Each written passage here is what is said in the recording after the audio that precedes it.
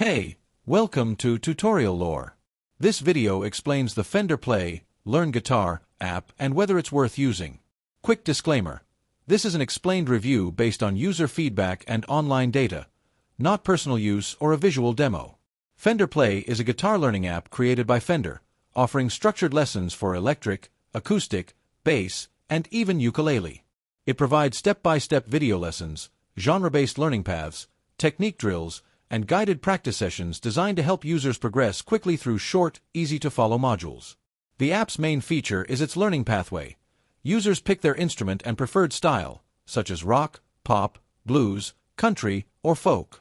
The app then guides them through bite-sized lessons covering chords, riffs, strumming, scales, and full song tutorials. It also includes practice streaks, progress tracking, and a library of high-quality video content filmed by professional instructors. If you found this video helpful so far, drop a like.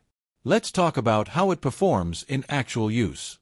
Many users appreciate the clean interface, short lessons, and polished teaching videos.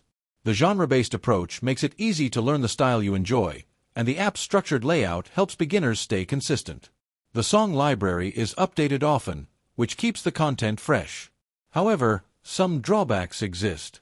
Most of the app's content requires a subscription, and the free version is quite limited.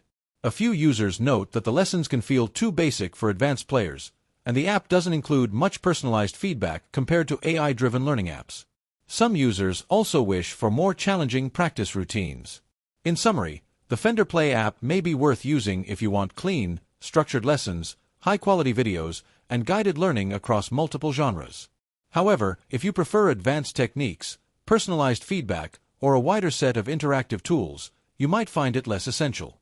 This is not a commercial or paid promotion, but an informational video. For inquiries, contact the email address stated in the description.